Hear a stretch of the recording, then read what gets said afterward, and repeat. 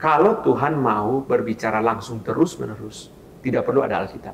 Jadi ketika kita berdoa, kita harus tahu akar permasalahannya di mana. Tuhan sejak Perjanjian Lama tidak bersifat Yahudi-minded, Israel-minded. Ini salah satu kekeliruan kekristenan. Nah, apakah kemudian kita harus berdoa di dalam bahasa roh supaya setan tidak mengerti apa yang kita doakan? Saya merasakan kesedihan yang luar biasa karena melihat persekutuan doa di gereja begitu sedikit dihadiri oleh orang percaya.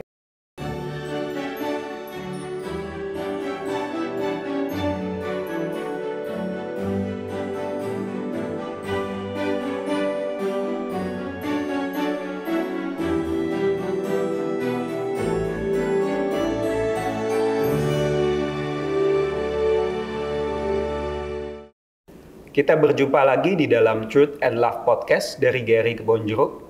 Dan pada saat ini saya dengan Mario bersama-sama dengan Pendeta Antonio Stephen Un.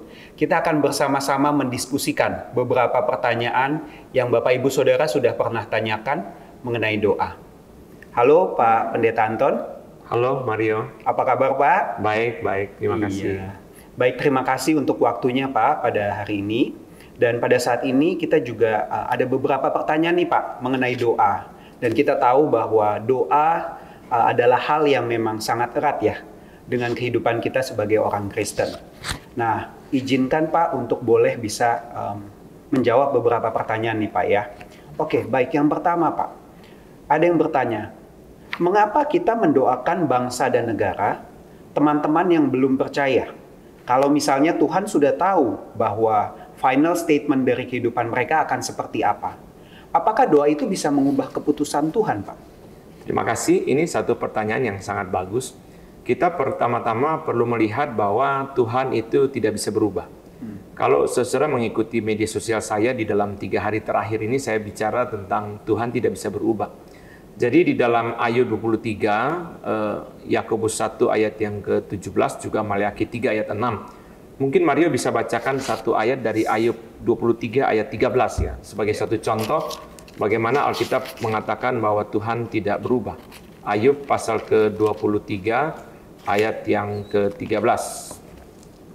Di dalam beberapa bagian firman Tuhan sangat jelas sekali mengatakan bahwa Allah tidak bisa berubah. Nah, kita perlu berangkat dari sini. Kita dengarkan dulu ayat ini dibacakan. Ayub 23 ayat 13, tetapi ia tidak pernah berubah. Siapa dapat menghalangi dia?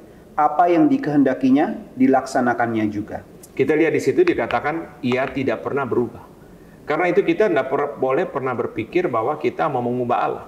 Waktu kita berpikir kita ingin mengubah Allah, berarti kita mengasumsikan Allah bisa berubah. Di dalam Yakobus 1 ayat yang ke-17 itu dikatakan bahwa pada diri Tuhan tidak ada perubahan. Dan di dalam media sosial saya katakan bahwa di dalam diri Tuhan tidak ada perubahan, juga bahwa tidak ada kekuatan dari luar yang bisa mengubah Tuhan, sebab Tuhan adalah Allah yang berdaulat dan Allah yang maha kuasa. Nah, karena itu, Allah sebagai Allah yang berdaulat yang tidak bisa berubah, sangat kurang pas kalau kita sebagai ciptaan itu ingin mengubah Tuhan. Nah, saya kasih satu contoh ilustrasi yang sederhana dalam kehidupan kita. Kalau kita misalnya sebagai seorang pengusaha, kita datang kepada seorang gubernur atau menteri, minta supaya beliau meresmikan toko atau pabrik kita. Pak Menteri, Pak Gubernur, boleh nggak Bapak meresmikan pabrik saya? Waktu kita mengajukan permintaan itu, tidak sama sekali ingin mengubah jadwal beliau. Apalagi presiden. Kalau beliau mengatakan, misalnya menteri mengatakan, wah maaf ya, tanggal itu saya dipanggil presiden untuk rapat kabinet. Atau presiden mengatakan tanggal itu saya ada sidang dengan MPR, tidak bisa. Jadi kita hanya mengajukan permohonan kiranya gubernur, menteri, presiden itu berkenan untuk meresmikan pabrik kita. Demikian pula dengan Tuhan, atau terlebih lagi dengan Tuhan. Kita tidak bisa mengajukan permintaan dengan harapan supaya Tuhan mengubah apa yang sudah Tuhan tetapkan. Lalu pertanyaannya adalah, kalau gitu untuk apa kita berdoa? Kita harus mengerti bahwa doa adalah salah satu ekspresi kita dalam persekutuan dengan Tuhan. Kita melihat Tuhan Yesus begitu banyak berdoa di dalam dunia ini, padahal Tuhan Yesus tidak memerlukan apa-apa. Sebagai Allah yang Maha Kuasa, segala sesuatu Dia bisa lakukan, segala sesuatu Dia punya, tetapi Tuhan Yesus berdoa begitu banyak kepada Allah Bapa. Karena di situ kita lihat doa adalah kesempatan persekutuan dengan Allah Bapa. Itu sebabnya kita harus terus-menerus berdoa. bukan berarti kita berdoa supaya keinginan kita terpenuhi. Waktu kita berkata kita berdoa supaya Allah berubah, berarti apa? Berarti doa itu kita pahami hanyalah berisi permohonan kita yang harus dipenuhi. Padahal tidak semua permohonan kita benar. Bahkan yang kita rasa baik pun belum tentu di dalam pandangan Tuhan itu baik. Saya kasih contoh yang lain. Seorang pria menginginkan berpacaran dengan seorang gadis. Dia berdoa, berharap sangat amat supaya akhirnya Tuhan mengabulkan doa dia dan si gadis bersedia menjadi pacarnya. Singkat cerita, akhirnya si gadis menolak dia dan tidak bersedia. Di waktu-waktu kemudian baru dia mengerti bahwa memang gadis itu tidak tepat menjadi istrinya. Karena mereka memiliki karakter yang bertolak belakang, mereka tidak bersifat saling melengkapi. Tapi kita bayangkan bahwa pada waktu si pria berdoa, dia mengharapkan Tuhan mengabulkan doa dia. Padahal doa dia belum tentu yang terbaik. Karena itu di situ kita bukan berniat untuk mengubah Tuhan, tetapi kita berkata, Tuhan, ubahlah saya. Kalau dari doa saya ada yang keliru, Tuhan tegurlah saya. Bahkan Tuhan membimbing saya supaya saya mempunyai doa yang sesuai dengan yang Tuhan mau. Kita bertanya lagi, kalau begitu apa tujuan kita berdoa bagi kita di bangsa dan negara, teman-teman yang belum percaya? Kita perlu ingat bahwa doa itu adalah ekspresi kasih. Kasih kita kepada mereka. Waktu kita mendoakan mereka, kita menyatakan kasih kita kepada mereka. Doa adalah tanggung jawab kita di hadapan Tuhan bagi orang lain. Dalam hal ini, terlepas Tuhan memenuhi atau tidak memenuhi menjawab doa kita, tapi paling tidak kita sudah berusaha untuk bertanggung jawab, berusaha untuk mengasihi melalui doa-doa kita, berusaha untuk menyenangkan Tuhan, dan terutama satu yang nggak boleh kita lupa, waktu kita berdoa, kita mentaati perintah Tuhan. Karena Tuhan menyuruh kita untuk berdoa, Tuhan Yesus berkata, mintalah, Rasul Paulus berkali-kali berkata, bertekunlah dalam doa, berarti kita menjalankan perintah Tuhan waktu kita berdoa. Oke. Jadi bisa disimpulkan bahwa sebenarnya kita berdoa itu bukan untuk mengubah Tuhan, tetapi kita mengikuti teladan Tuhan Yesus, dan juga disitulah kita mengikuti perintah Tuhan, Tuhan Yesus sendiri, seperti yang dikatakan oleh Paulus, begitu ya Pak ya. Dan juga ketika kita berdoa ada satu persekutuan dengan Tuhan, kita bergantung kepada Tuhan, betul. Bahkan mungkin kita yang diubah. Begitu ya Pak, dan juga ekspresi kasih kita kepada sesama. Betul. Oke, baik Pak, terima kasih. Ada pertanyaan selanjutnya nih Pak ya. Jadi seperti apa sih kita harus menaikkan doa kita di hadapan Tuhan supaya kita tahu bahwa akan ada jawaban atas doa kita. Dan juga selanjutnya bagaimana kita bisa tahu bahwa pada saat kita berdoa Tuhan itu menjawab doa kita. Jadi mungkin Pak maksudnya adalah ketika kita berdoa kadang ada orang yang berpikir bahwa oh ini suara Tuhan jawabannya A nih pada saat dia berdoa. Bagaimana Pak? Ya, terima kasih. Saya bagian kedua nanti akan dijawab di pertanyaan selanjutnya, tapi saya mau menjawab bagian pertama, doa seperti apa yang kita naikkan. Mungkin saya minta Mario bacakan dulu doa Bapa kami yang ada di Matius pasal ke-6. Kenapa? Karena di situ Tuhan Yesus sudah memberi kepada kita satu ajaran tentang doa. Sebentar kita mendengar doa Bapa kami dibacakan. Silakan. Doa Bapa kami dari Matius pasal yang ke-6. Bapa kami yang di surga, dikuduskanlah namamu. Datanglah kerajaanmu, jadilah kehendakmu, di bumi seperti di surga. Berikanlah kami pada hari ini makanan kami yang secukupnya, dan ampunilah kami akan kesalahan kami, seperti kami juga mengampuni orang yang bersalah kepada kami. Dan janganlah membawa kami ke dalam pencobaan, tetapi lepaskanlah kami daripada yang jahat. Karena Engkaulah yang mempunyai kerajaan, dan kuasa, dan kemuliaan, sampai selama-lamanya. Amin. Terima kasih. Kalau kita lihat di situ, doa Bapa kami itu satu teologi. Doa Bapa kami itu satu worldview atau cara pandang. Itu sebabnya doa Bapa kami itu sangat kaya. Kalau kita melihat buku Pendeta Sipentong tentang doa Bapa kami begitu tebal, itu tidak heran.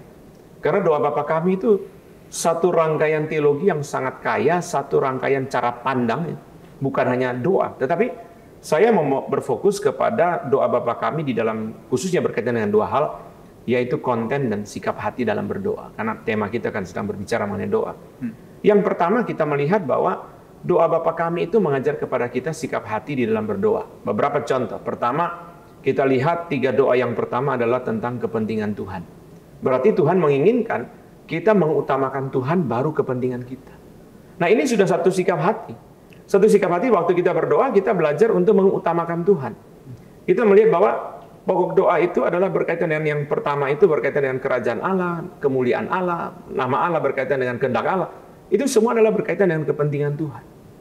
Jadi Tuhan menginginkan bahwa sikap hati kita ketika berdoa itu jangan mengutamakan kepentingan kita.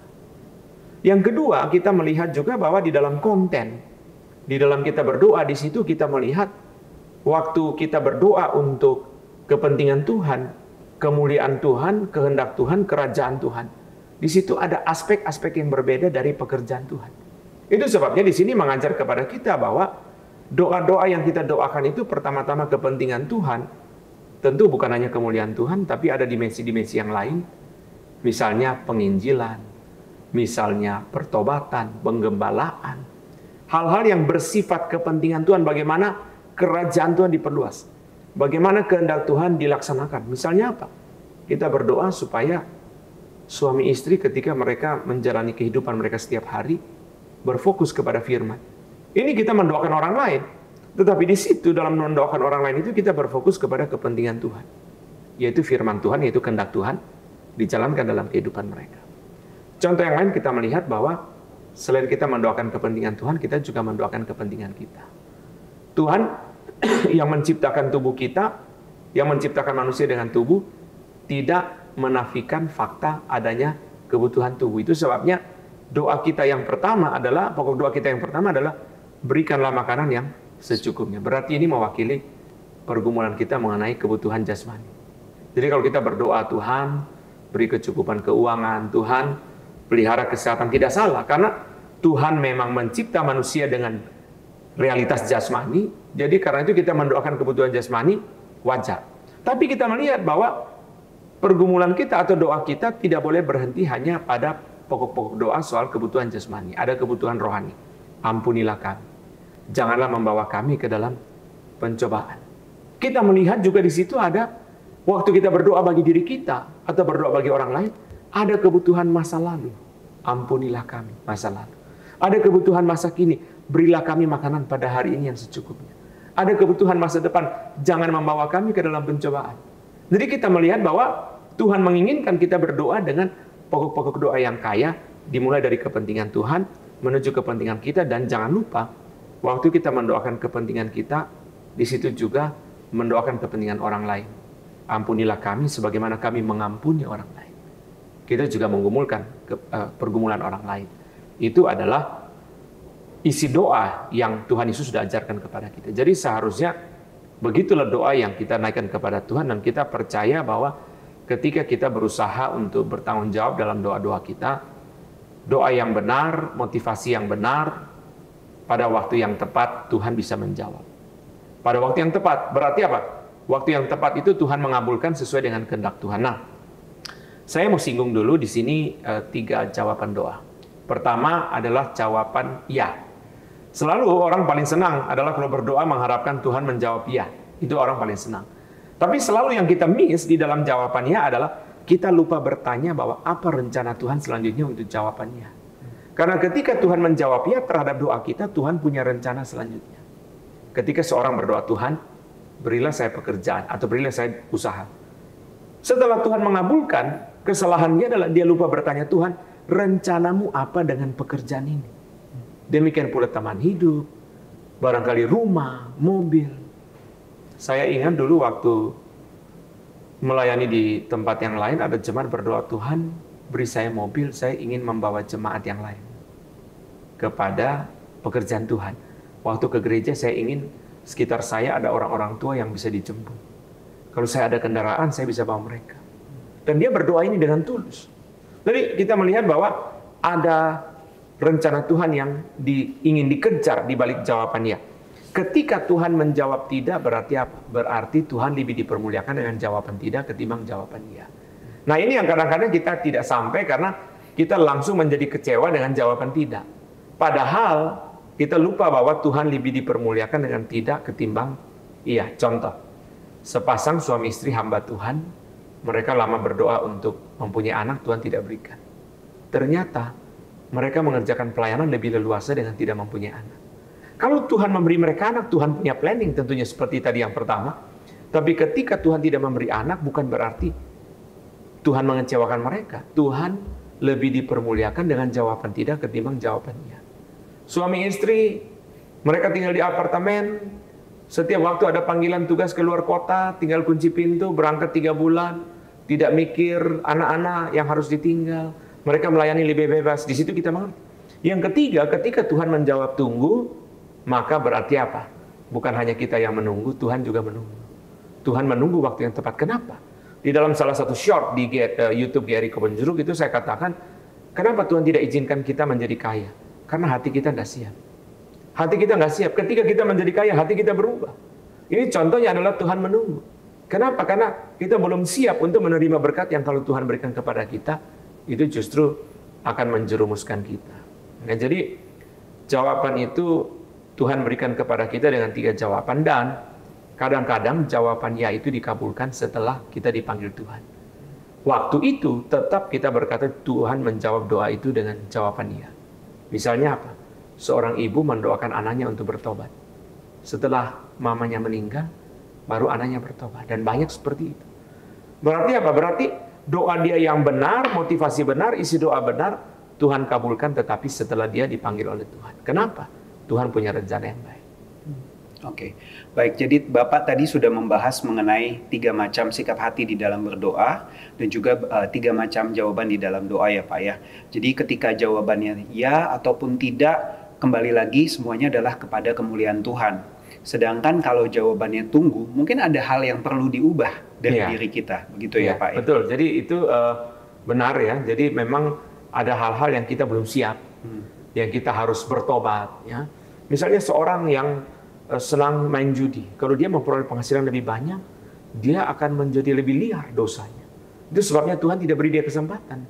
Nah itu betul ya, hal yang harus diubah. Jadi kembali lagi kepada jawaban Bapak di pertanyaan yang pertama tadi, bahwa sebenarnya doa itu bukan untuk mengubah Tuhan, tetapi mengubah diri kita sendiri, begitu ya Pak. Kemudian pertanyaan selanjutnya Pak, menyangkut dengan sikap hati tadi Pak, mengenai sikap hati di dalam kita kita berdoa. Tadi Bapak juga bilang bahwa kita juga perlu mendoakan kepentingan Tuhan dan juga kepentingan sesama. Sementara kita kan terlalu sering nih Pak, berdoa untuk diri sendiri terus gitu. Sedangkan kalau mungkin seperti di Gary Kebonjeruk, Bapak juga memberikan teladan bahwa ternyata doa itu sangat kaya Pak, aspek-aspek doa. Bagaimana sih Pak melatih supaya kita bisa berpikiran luas untuk mendoakan kepentingan Tuhan atau orang lain? Iya, baik, makasih ya. Jadi sebenarnya kalau kita belajar untuk mengasihi ya, itu sebenarnya kasih ya.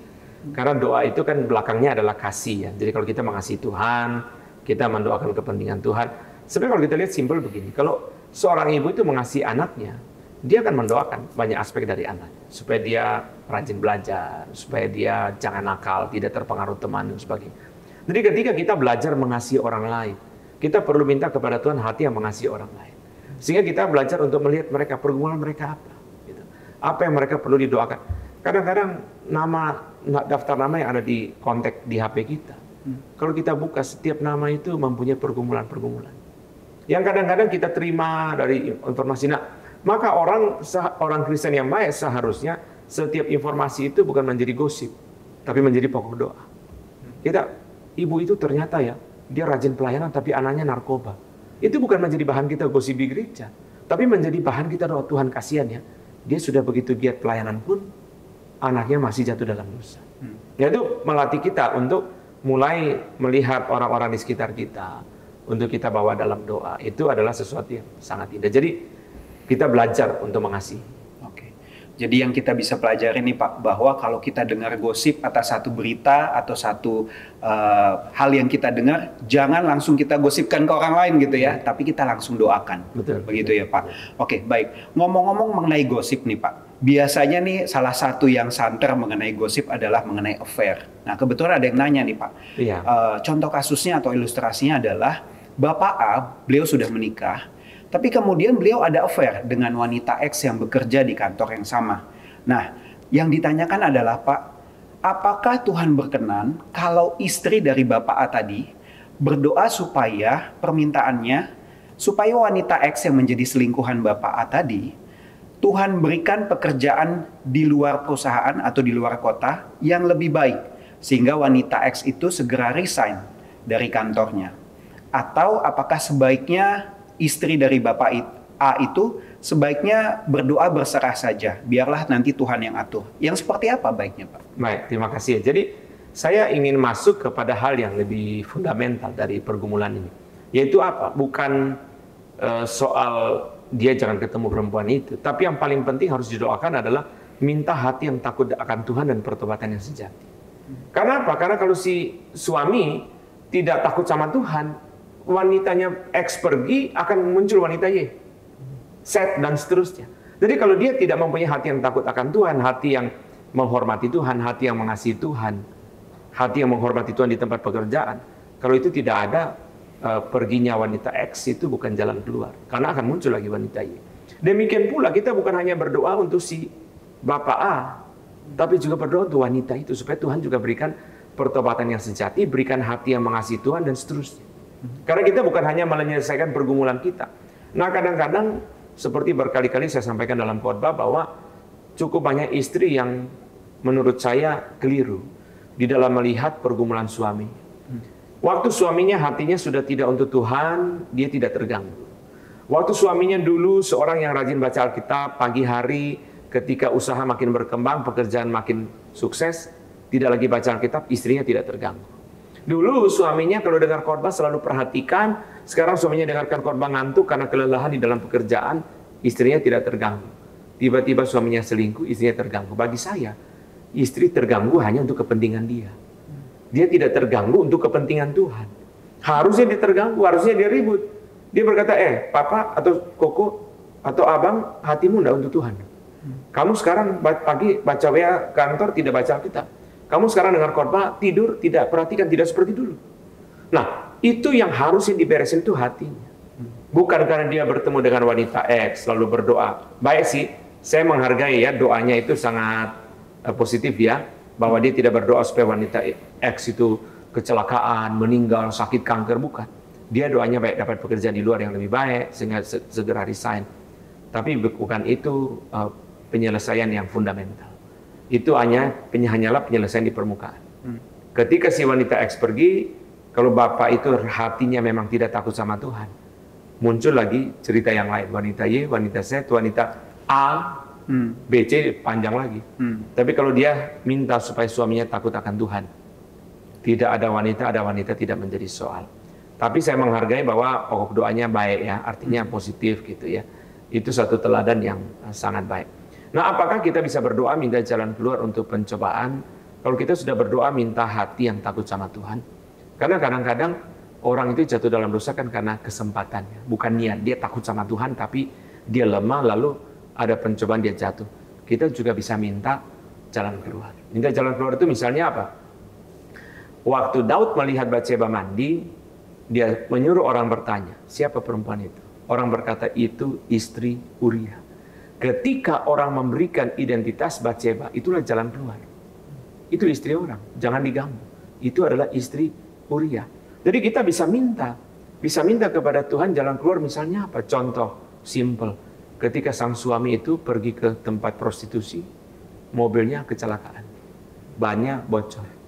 Kita tidak minta supaya ban bocor, tidak, kita minta Tuhan hentikan dia dari berbuat dosa. Dan mungkin Tuhan izinkan dia kecelakaan. Dia harusnya waktu itu dia sadar bahwa Tuhan tidak berkenan. Jadi ketika kita berdoa, kita harus tahu akar permasalahannya di mana. Begitu ya Pak. Tidak hanya permukaan, kita mendoakan supaya akar permasalahan itu sesuai dengan prinsip firman Tuhan. Begitu ya Pak. Nah, boleh mungkin dijelaskan juga Pak, ketika tadi kita berdoa dan di dalam hubungannya dengan prinsip firman Tuhan, hati kita untuk firman Tuhan itu boleh mungkin dielaborasi. Jadi maksudnya begini, jadi kita berdoa minta supaya orang sekitar kita lah, pasangan kita atau anak kita, betul-betul menjadi orang yang mencintai firman. Artinya dia hidup dengan firman, dia mempelajari firman, dia pegang firman. Itu iman sederhana, itu simple faith, itu artinya dia pegang firman dan itu pegangan dia yang mempengaruhi hidup dia. Misalnya apa? Salah satu ayat yang selalu mempengaruhi saya, kalimat daripada Yosua kepada Akan waktu Akan berdosa. Hai anakku, hormatilah Tuhan. Kalimat dalam Amsal 23, hai anakku, berikanlah hatimu kepada Tuhan. Dua kalimat ini yang sering mempengaruhi saya. Di mana saja saya berada, selalu ada kalimat itu. Hai anakku, hormatilah Tuhan. Itu menjadi tekad saya. Bukan hanya kalimat yang muncul dan berlalu begitu saja, tapi menjadi tekad. Hai anakku, hormatilah Tuhan. Hai anakku, berikanlah hatimu kepada Tuhan. Nah itu harusnya menjadi jalan keluar bagi kita. Kita minta Tuhan beri dia firman. Tetapi waktu kita minta Tuhan beri dia firman, kita juga menghantar dia membaca Alkitab, memberikan ayat kepada dia, mengajak dia mendengar khotbah, memberikan link YouTube, dan seterusnya. Sehingga dia mempunyai akses kepada firman. Oke. Bicara lebih lanjut mengenai prinsip firman Tuhan, Pak. Kan juga ada prinsip keadilan Tuhan. Nah, bagaimana ketika kita mendoakan bahwa Tuhan, tolong tunjukkan keadilan-Mu. Nah, biasanya ini konteksnya di dalam kita mau balas dendam, atau misalnya kita tahu bahwa di dalam dunia lagi ada peperangan. Kemudian kita balikan kembali bahwa Tuhan, kemenangan harus dikembalikan kepada Engkau. Bagaimana Pak dalam konteks minta keadilan Tuhan? Nah, ini menarik ya pertanyaan ini. Apakah kita boleh berdoa minta kutukan? Nah, saya mau mulai begini. Saya mungkin mengajak Mario baca dulu Roma 12 ayat 19 supaya kita melihat prinsip firman Tuhan. Roma 12 ayat 19 ditegaskan bahwa pembalasan itu adalah hak Tuhan. Roma 12 ayat 19, saudara-saudaraku yang kekasih, janganlah kamu sendiri menuntut pembalasan, tetapi berilah tempat kepada murka Allah, sebab ada tertulis, pembalasan itu adalah hakku. Akulah yang akan menuntut pembalasan, firman Tuhan. Nah, kita melihat bahwa pembalasan itu hak Tuhan. Kenapa? Karena dosa itu adalah sesuatu tindakan atau kejahatan yang dilakukan kepada Tuhan. Pertama. Kedua, Tuhan yang kudus itu yang paling dirugikan oleh dosa. Ketiga, Tuhan yang maha tahu yang paling mengerti yang disebut dengan dosa. Itu sebabnya pembalasan itu hak Tuhan, bukan hak kita. Contoh, kita mengatakan orang itu bersalah, kita mungkin bisa keliru. Saya sering berikan contoh yang paling gampang itu. Kita melihat seorang bapak yang aktif melayani, pergi dengan seorang anak perempuan muda, masuk hotel, lalu kita mengatakan, Tuhan, ampuni dia, dia berzina. Ternyata itu anak perempuan dia. Tuhanlah yang paling betul-betul tahu apakah seseorang itu berdosa. Tuhanlah yang paling dirugikan oleh dosa itu. Karena itu seharusnya memang pembalasan itu hak Tuhan. Jadi, misalnya dalam konteks tadi ya, pertanyaan sebelumnya, kalau si istri itu dilukai oleh perselingkuhan suami. Betul dia dilukai, tapi jangan lupa yang lebih dilukai adalah Tuhan. Yang mencipta dia, yang memberkati pernikahan dia, yang kudus dan seterusnya dan sebagainya. Karena itu seharusnya pembalasan itu adalah hak Tuhan. Tugas kita bukan minta pembalasan dari Tuhan, tugas kita adalah minta pengampunan. Karena Tuhan Yesus memberi teladan itu. Ya Bapa, ampunilah mereka sebab mereka tidak tahu apa yang mereka perbuat. Tugas kita adalah minta pengampunan untuk orang yang melukai kita dan minta pertobatan. Seringkali yang menjadi miss dalam kehidupan Kristen kita adalah kita suka minta pengampunan, lupa minta pertobatan. Setiap kali kita bersalah, minta ampun, tapi kita lupa minta supaya ada pertobatan. Nah demikian pula terhadap orang yang melukai kita, kita bukan hanya minta pengampunan, tapi juga minta pertobatan. Harap dia menjadi baik. Sejauh-jauhnya menurut saya kita paling banyak minta supaya keadilan dan kebenaran Tuhan dilaksanakan. Tapi kita tidak berhak untuk meminta pembalasan. Kadang-kadang memang kita jengkel, itu bisa dimengerti. Saya sebagai hamba Tuhan paling jengkel itu satu. Orang yang diberkati luar biasa tapi kurang ajar sama Tuhan. Itu saya susah bisa terima. Kenapa? Karena kalau dia hidup penderita, lalu dia kecewa sama Tuhan, oke lah itu nggak benar, tapi kita bisa mengerti. Karena hidupnya terlalu susah, lalu dia tidak mau ke gereja. Tapi yang sering kali saya temukan justru terbalik. Yang begitu diberkati Tuhan, usahanya begitu sukses, karirnya begitu menanjak, wah penghasilannya luar biasa. Gaji 10 juta setia, gaji 1 miliar selingkuh. Kok bisa ya? Itu bagaimana ya? Dia tidak memikirkan perasaan Tuhan yang memberkati dia. Meskipun kita jengkel, kita paling banyak berkata Tuhan, beri dia pertobatan. Atau paling banyak kita berkata Tuhan, beri dia keadilan. Rasul Paulus pernah mengutuk doa kutukan di dalam 1 Korintus 16 ayat 22. Mungkin kita dengarkan ya, Mario bacakan. 1 Korintus 16 ayat 22. 1 Korintus 16 ayat 22. Siapa yang tidak mengasihi Tuhan, terkutuklah ia. Maranatha. Ini adalah satu doa kutukan, minta Tuhan datanglah segera. Maranatha artinya Tuhan datanglah segera, supaya ketahuan siapa yang tidak mengasihi Tuhan, terkutuklah ia. Tapi kita melihat bahwa doa kutukan ini tidak spesifik untuk kejengkelan Paulus, tetapi general. Bukan Paulus itu dilukai lalu dia mengutuki mereka, tidak. Stefanus waktu dilempar batu sampai mati juga mengampuni, sama seperti Yesus. Yang kedua, ini sesuatu yang tidak sering dilakukan oleh Paulus. Jadi bukan setiap kali Paulus mengutuki terus, tidak, sesuatu yang tidak sering dilakukan. Nah, saya kira itu. Jadi kalau sebagai orang biasa, apakah boleh doa seperti Paulus itu, Pak? Sesuatu yang general ya. General. General itu artinya bukan saya dilukai lalu saya minta dia dikutuki, tidak. Tuhan, kalau orang yang misalnya saya katakan Tuhan, orang yang diberkati Tuhan, kalau dia kurang ajar sama Tuhan, kalau perlu Tuhan pukul dia, general. Bukan karena saya korban kurang ajarnya dia, tidak. Saya tidak dilukai oleh kurang ajarnya dia. Tapi saya berdoa itu karena saya merasa Tuhan dilukai oleh kurang ajarnya dia. Dan ketika kita mendoakan, kita berharap bahwa dia bisa kembali kepada Tuhan. Itu yang pertama. Gitu ya, Pak. Oke.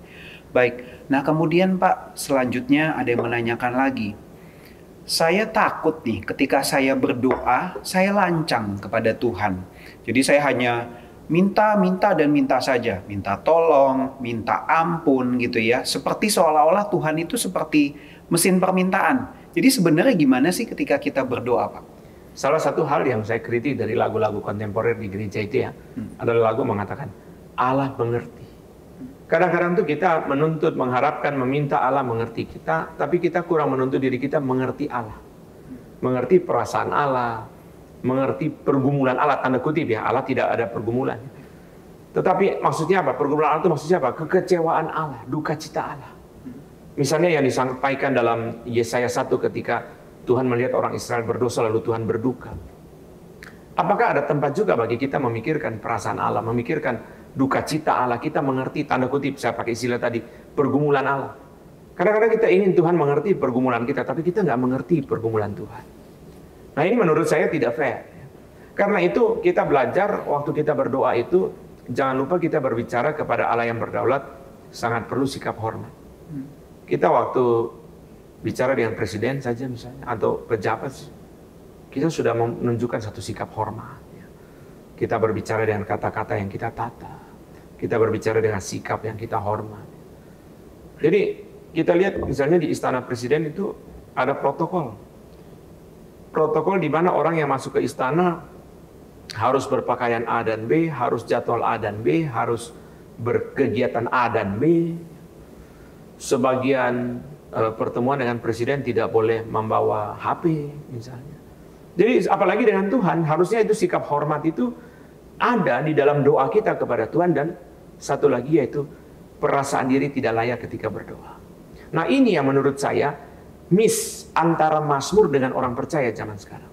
Kalau kita membaca doa-doa dalam kitab Mazmur, selalu muncul, seringkali muncul satu sikap tidak layak dan satu sikap minta Tuhan mengasihani. Misalnya gini, Tuhan kasihanilah aku dan sendengkanlah telingamu kepada doaku. Dia tidak merasa bahwa layak untuk didengar doanya oleh Tuhan. Itu sebabnya dia minta, Tuhan kasihani saya, arahkanlah telingamu kepada doaku. Ini bukan hanya kata-kata yang indah di dalam puisi, tetapi ini adalah ekspresi daripada sikap hati, kerendahan hati ketika dia berdoa. Tuhan kasihani saya, Tuhan arahkanlah pandanganmu atau wajahmu kepadaku. Tuhan janganlah membuang aku, misalnya Daud berkata begitu. Itu adalah ekspresi-ekspresi ketidaklayakan, kerendahan hati yang menjiwai doa-doa dari Mazmur. Nah ini yang menurut saya hilang dalam doa-doa kita. Karena ada satu perasaan diri layak. Kita layak didengarkan. Tuhan harus mendengar kita. Nah lama-lama kita bergeser dari situ sampai kepada apa? Memerintah Tuhan. Memaksa Tuhan. Memboikot Tuhan. Wah macam-macam. Tuhan kalau engkau tidak sembuhkan saya, engkau tidak baik. Ini sudah sangat kurang ajar kepada Tuhan saya kira. Ya. Menarik Pak. Jadi dari penjelasan Bapak tadi saya juga bisa melihat bahwa ketika kita berdoa kadang kita fokus kepada diri ya Pak. Bahwa doa itu fokusnya kepada diri. Saya minta untuk saya apa. Tapi dari penjelasan Bapak justru di sini kita melihat sebaliknya. Bahwa kita berdoa itu harus berpusatkan kepada Tuhan ya. Memikirkan perasaan Tuhan, takut kepada Tuhan. Kita sebenarnya tidak layak menghadap Tuhan. Begitu ya Pak? Iya, betul. Oke, baik. Kemudian Pak, selanjutnya ketika kita sudah berdoa, ya, jadi kita sudah berdoa, kita sudah tekun berdoa. Ketika kita kembali di dalam realitas kehidupan, Pak. Lalu kita harus memutuskan nih, Nah, kira-kira keputusannya yang A atau keputusan yang B, atau kita main tebak-tebakan atau connecting the dot. Gimana Pak? Tahu bahwa itu tuntunan dari Tuhan. Ya, baik, terima kasih ya. Jadi saya mau mulai dengan pertama-tama prinsip di dalam tindakan dulu.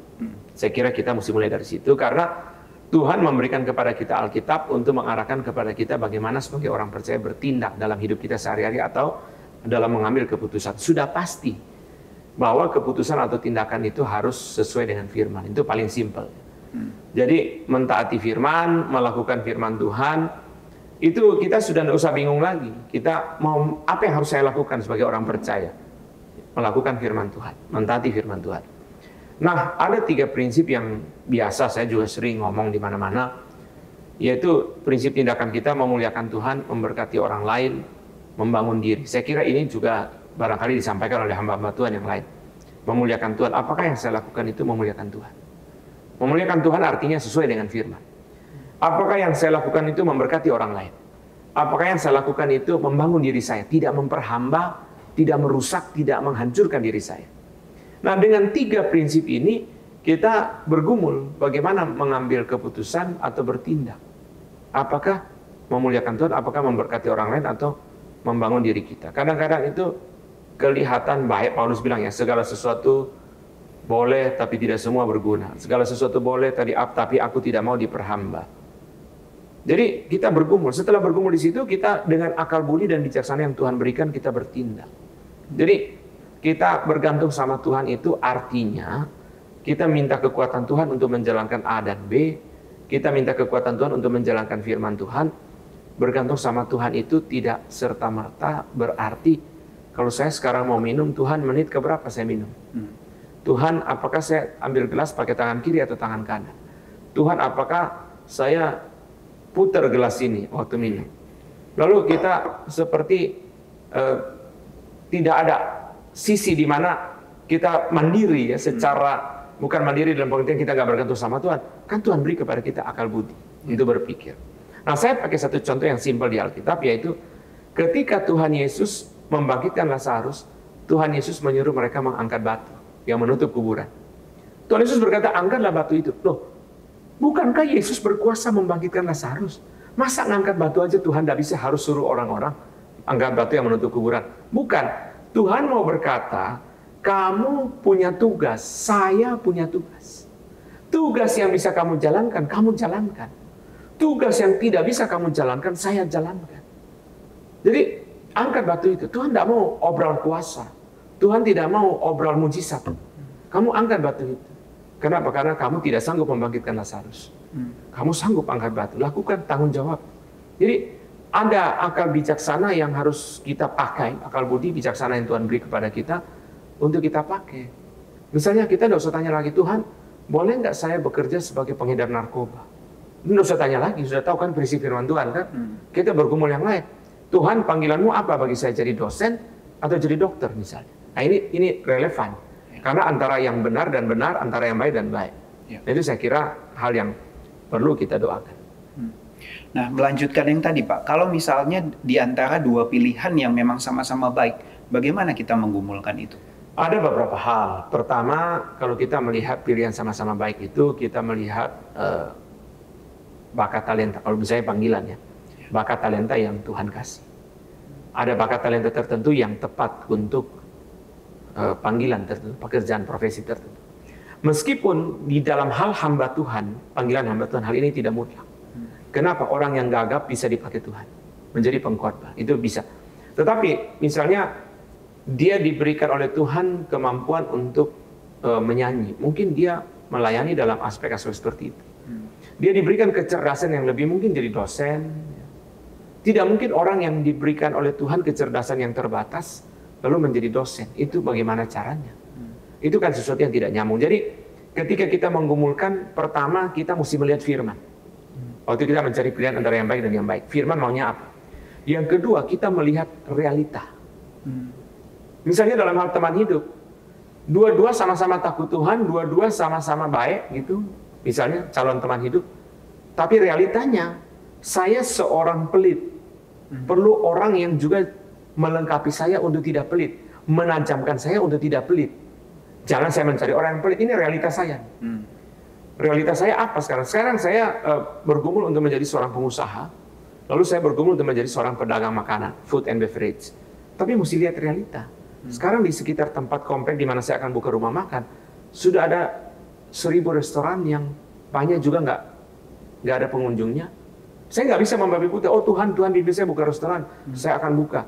Nah di situ menurut saya, dia tidak melihat realita. Nah waktu kita melihat realita, kita menggunakan akal budi dan bijaksana yang Tuhan beri. Saya ada bakat pengusaha nggak? Saya ada bakat menjadi dokter nggak misalnya? Nah setiap pekerjaan profesi itu mempunyai tuntutan terhadap kondisi-kondisi tertentu yang fit. Nah di situ kita bergumul secara realita. Oke, jadi ada prinsip firman Tuhan, tapi kita juga harus melihat kepada realita ya Pak. Iya. Dan di situ dibutuhkan satu kepekaan, pengenalan yang lebih dengan Tuhan, gitu ya Pak ya. Nah saya mau tambahkan sedikit, mungkin kadang-kadang kehendak Tuhan itu bisa melampaui realita, bisa.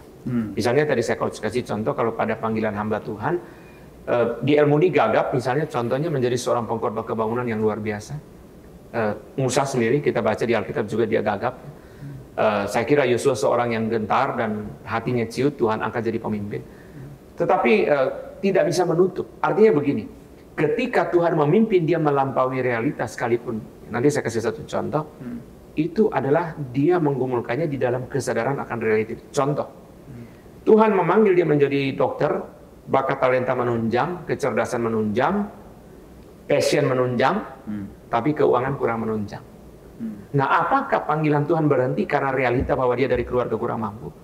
Tuhan bukakan jalan, dia memperoleh beasiswa. Tapi waktu dia menggumulkan panggilan ini, dia tidak boleh tutup mata terhadap realita bahwa dia berasal dari keluarga yang kurang mampu. Dia harus menyadari, dan itulah realita itu yang dia bawa kepada Tuhan. Tuhan, ini loh realita saya. Tuhan panggil saya menjadi dokter, saya jelas panggilanmu, tapi terus terang uang muka di universitas swasta bisa 1 miliar. Bagaimana nih Tuhan? Kalau Tuhan mau, pasti Tuhan buka jalan. Jadi ketika kehendak Tuhan atau jawaban Tuhan melampaui realita, berarti ketika kita mentok di dalam satu realita, kita perlu membawanya kepada Tuhan. Ya. Begitu ya Pak ya.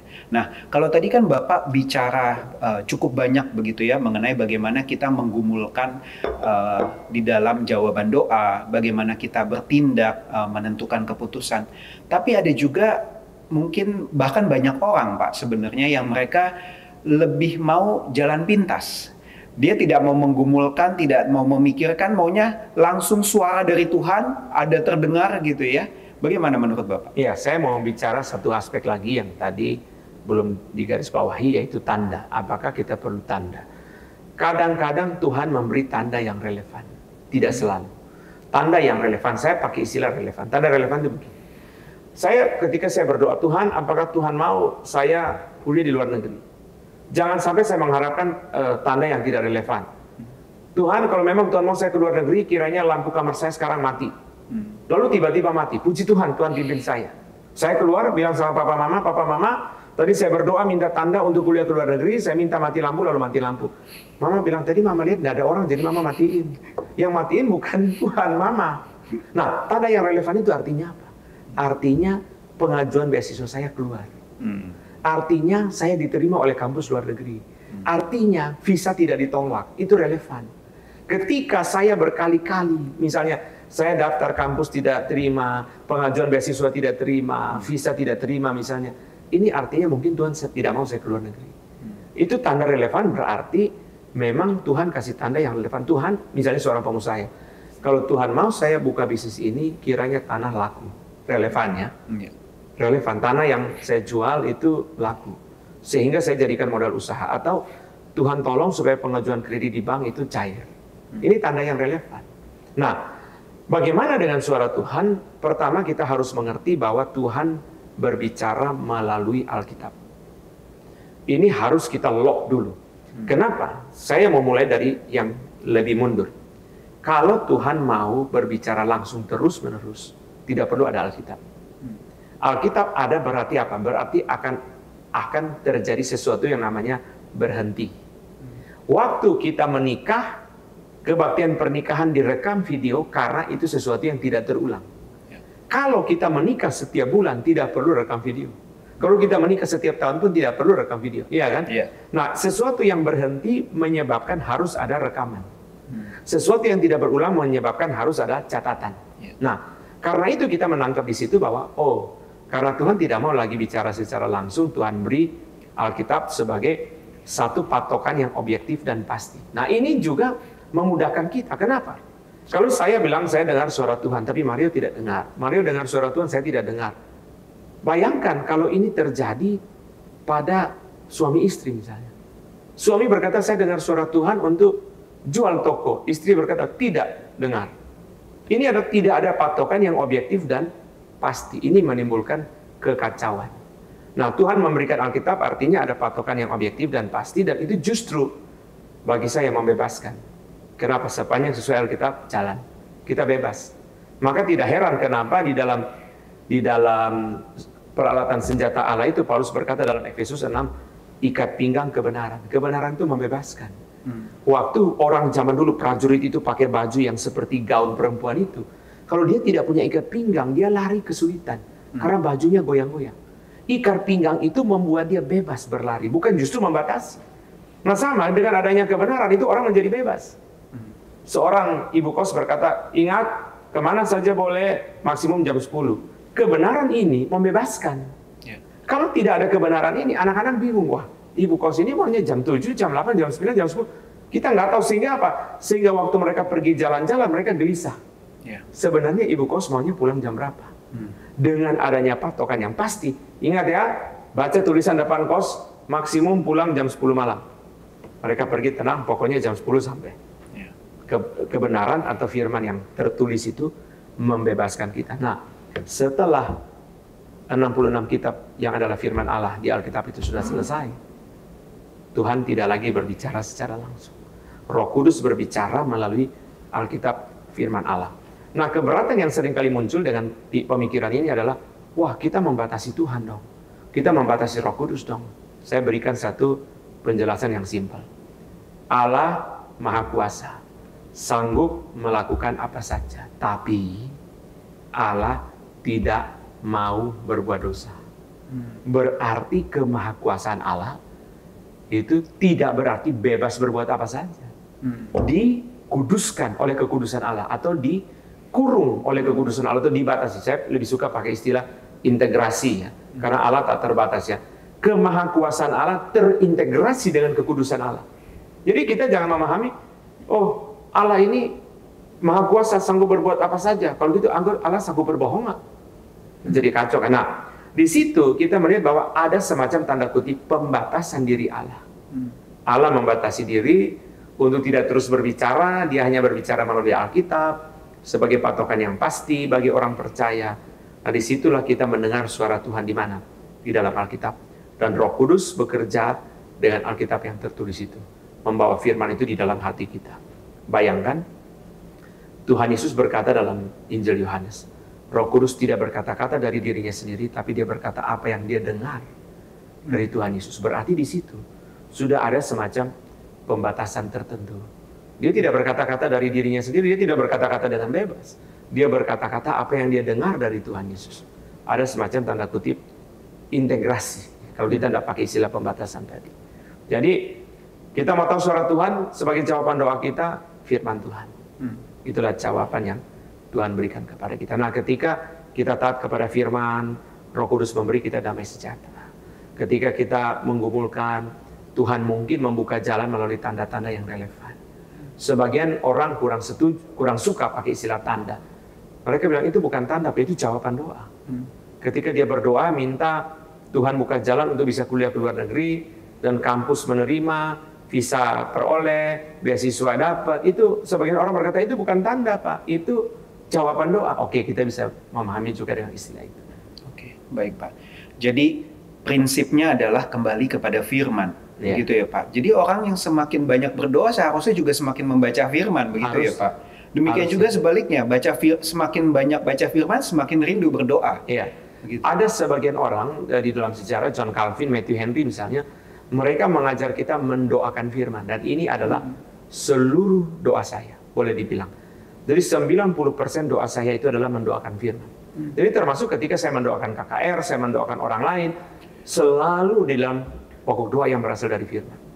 Jadi misalnya Mazmur 23 ayat 4 ya. Sekalipun aku berjalan dalam lembah kekelaman, Engkau beserta aku. Saya berdoa, Tuhan, sekarang ada saudara yang sakit dalam kondisi sekarat. Dia berada dalam lembah kekelaman. Tuhan, sertailah dia. Jadi pokok-pokok doa untuk orang lain pun adalah bagi saya dibingkai di dalam doa-doa untuk firman, mendoakan firman. Jadi itu mungkin juga bisa menjawab pertanyaan tadi Pak, yang ketika saya bingung kalau harus mendoakan orang lain dari mana? Sebenarnya dari firman juga bisa. Gitu ya Pak ya. Oke, baik. Membicarakan mengenai firman Tuhan atau Alkitab Pak, ada yang menanyakan, sebenarnya doa profetik itu apakah Alkitabiah atau tidak Pak? Nah begini, kita kembali dulu kepada akar kata profetik. Profetes itu bahasa Yunani ya, profetes. Pro itu sebelum, fetes itu berbicara. Jadi kalau dua kata ini dipisah itu menjadi speak before, berbicara sebelumnya. Maksudnya berbicara sebelumnya itu adalah membicarakan sesuatu yang belum terjadi. Tapi ketika istilah ini digabung menjadi profetes, kalau kita melihat penjelasan di internet dengan mudah dikatakan interpreter, interpretation. Seorang profet itu adalah seorang yang menginterpretasi. Itu sebabnya tidak heran biasanya kita pahami nabi atau profet itu sebagai juru bicara hati Allah. Dialah yang membawa hati Allah kepada manusia. Jadi misalnya kita kasih contoh ya.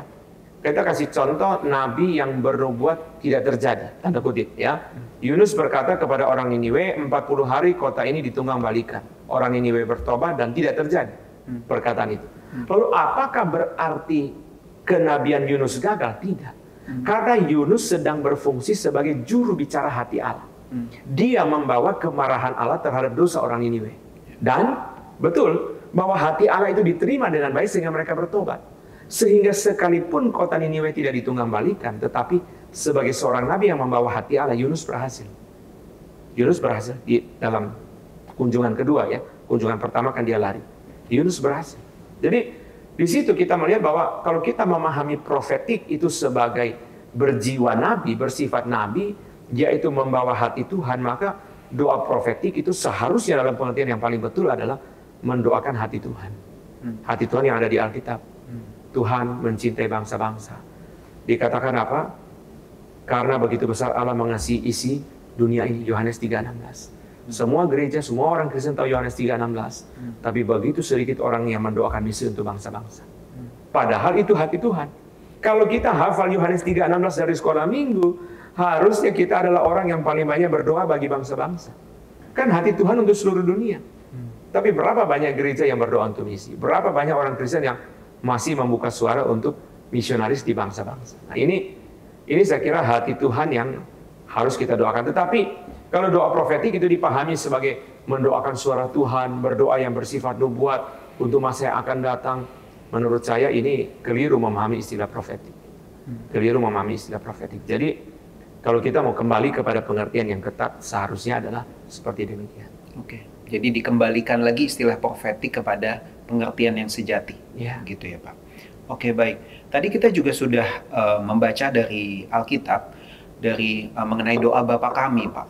Nah, sering juga kan ya Pak, doa Bapa Kami itu dibacakan seperti mantra gitu ya. Kemudian misalnya ada untuk sembuh mendoakan doa tertentu yang sudah dituliskan dan itu berulang-ulang, atau bahkan di dalam pengusiran setan gitu ya, berulang-ulang seperti mantra atau kata-kata yang kosong. Bagaimana Pak?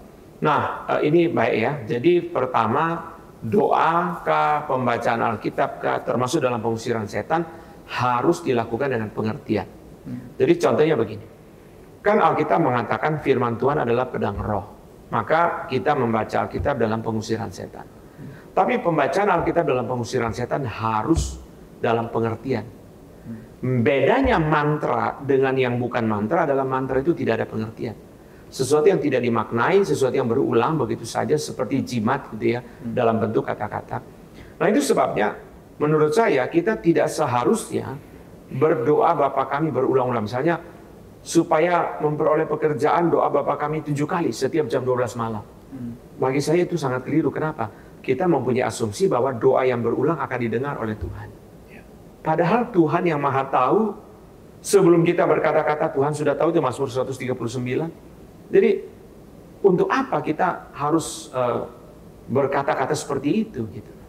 Tapi waktu kita berdoa dengan pengertian, dengan kesadaran, berilah kepada kami makanan kami yang secukupnya. Betul-betul itu sesuatu yang kita sadari, kita inginkan. Tuhan pelihara kita secara jasmani. Demikian seterusnya. Jadi harusnya jangan, ini asumsi dari pertanyaan ini sudah baik bahwa dia tidak setuju ya doa Bapa kami diulang-ulang sebagai satu mantra atau kata-kata yang kosong. Ya, oke, baik. Nah, kemudian tadi bicara mengenai pengusiran setan, Pak. Setan sendiri sebenarnya bisa mendengar doa kita kah? Apakah setan hanya mendengar ketika kita berdoa bersuara, atau dia bisa mendengar ketika di dalam hati? Nah, apakah kemudian kita harus berdoa di dalam bahasa roh supaya setan tidak mengerti apa yang kita doakan? Pertama, kita harus memahami dulu fakta kebenaran firman Tuhan tentang setan. Setan bisa tahu tapi tidak maha tahu. Setan ada kuasa tetapi tidak maha kuasa. Jadi memang ada kemungkinan setan mengetahui doa kita. Tetapi jangan lupa setan bukan Allah yang berdaulat. Sehingga dia tahu pun tidak ada gunanya. Kalau Tuhan yang berdaulat mau mengabulkan doa kita, mau setan tahu, mau setan tidak tahu, tidak ada urusan. Ya. Jadi kita nggak usah terganggu dengan, wah kita takut setan tahu nanti dia menghalang. Dia mau tahu dan dia tidak mau tahu. Kalau Tuhan berdaulat mengabulkan doa kita, setan tahu pun tidak ada gunanya. Kita bisa melihat banyak contoh di Alkitab, ya, termasuk pengusiran setan sendiri. Karena kita tahu itu. Nah, jadi kita nggak usah khawatir ya, nggak usah khawatir setan tahu atau tidak tahu, karena setan ada kuasa tidak maha kuasa. Setan ada pengetahuan tidak maha tahu. Jadi itu menjadi penghiburan bagi kita bahwa Tuhan dengan mudah menghentikan pekerjaan setan, dengan mudah melumpuhkan setan, mempermalukan setan, bukan hal yang sulit bagi Tuhan. Jadi saya kira kita berdoa seperti biasa saja. Oke, baik. Jadi kita tidak perlu terlalu memikirkan tentang setan, tetapi bagaimana kita berelasi kepada Tuhan. Iya. Begitu ya, Pak. Oke. Nah, kemudian kalau di dalam Mazmur 122 ayat 6 sampai 9, Pak. Di situ kan mengenai bagaimana kita di zaman ini perlu berdoa juga untuk Yerusalem seperti yang diperintahkan Tuhan. Bagaimana menurut Bapak? Nah, di dalam perspektif perjanjian baru, Israel itu adalah simbol dari gereja. Yerusalem itu adalah simbol dari gereja. Jadi Yerusalem baru di dalam Wahyu 22 itu adalah simbol dari gereja. Nah, ini saya tidak bahas karena saudara bisa dengar khotbah-khotbah saya tentang Wahyu di YouTube Gary Konjruk. Jadi saudara mendoakan Yerusalem itu adalah berdoa bagi gereja. Yang adalah hati Tuhan dari kekal sampai kekal. Dari Israel itu di dalam perjanjian lama juga boleh dibilang sebagai part daripada gereja di perjanjian lama. Dan kita harus mengerti satu hal bahwa Tuhan sejak perjanjian lama tidak bersifat Yahudi minded, Israel minded. Ini salah satu kekeliruan kekristenan. Saya kasih contoh simpel. Sekalipun di perjanjian lama kebanyakan orang yang diselamatkan adalah orang Israel, tapi jangan lupa Rut adalah orang Moab, orang Niniwe pernah bertobat. Dan kita melihat ada bangsa-bangsa di perjanjian lama. Ini kita nggak bicara perjanjian baru ya. Bahkan di perjanjian lama pun ada orang-orang yang bukan Yahudi yang diselamatkan. Jadi karena itu ketika kita lihat Paulus berkata dalam Roma 9 tentang anak Abraham yang diselamatkan, keturunan Abraham. Paulus berkata anak yang dijanjikan, bukan anak menurut daging. Anak menurut daging, Ismail tidak diselamatkan. Anak menurut daging, Esau tidak diselamatkan. Jadi kita melihat di situ bahwa anak perjanjian itu yang diselamatkan. Nah, itu sebabnya di situ kita mengerti bahwa kalau begitu berarti bukan bicara soal jasmani, tapi gereja yaitu orang-orang pilihan yang Tuhan pilih, Tuhan tebus dengan darah anaknya dan Roh Kudus membawa mereka kepada Kristus. Itulah gereja yang menjadi isi hati Tuhan yang harus kita kasihi dan kita doakan terus-menerus. Oke, baik. Terima kasih Pak. Kita sudah bicara banyak ya mengenai doa. Dan tentu saja tujuan akhirnya adalah bagaimana kita semakin mencintai kehidupan doa yang kaya dan dengan prinsip firman Tuhan yang sejati. Mungkin dari Bapak sendiri boleh memberikan message Pak kepada audiens kita bahwa gimana sih supaya saya memiliki kehidupan doa yang begitu limpah, supaya saya mencintai doa dan saya juga menikmati Tuhan di dalam doa.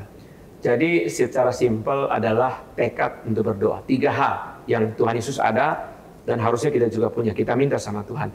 Hati yang berdoa, hasrat berdoa, habit berdoa. Hati yang berdoa, hasrat berdoa, dan habit berdoa. Itu harusnya kita punya dan itu memunculkan tekad untuk kita berdoa terus-menerus. Jadi kita perlu bangun disiplin doa. Kita tetapkan jam doa pribadi. Kita bergabung dengan persekutuan doa di gereja. Saya merasakan kesedihan yang luar biasa karena melihat persekutuan doa di gereja begitu sedikit dihadiri oleh orang percaya. Harusnya kita pergi ke gereja dan berdoa bersama-sama. Seperti Tuhan Yesus, seperti Paulus berdoa bersama-sama penatua Efesus. Itu harusnya yang kita lakukan. Mari kita bersama-sama berdoa di gereja. Di GRI Kebonjeruk ada banyak kegiatan doa, ada doa pagi, ada doa Rabu malam, doa Sabtu pagi, ada doa berlutut komunitas melalui Zoom, ada doa berlutut 4 jam. Jadi ada banyak kesempatan berdoa, baik untuk saudara yang di Jakarta, Jabodetabek, bisa hadir secara fisik, juga misalnya doa komunitas melalui Zoom itu kita bisa ikuti dari berbagai gereja, berbagai kota, mendoakan pergumulan-pergumulan dari kelompok-kelompok dalam kehidupan kita. Baik. Jadi hati yang berdoa, hasrat untuk berdoa, dan juga habit untuk berdoa.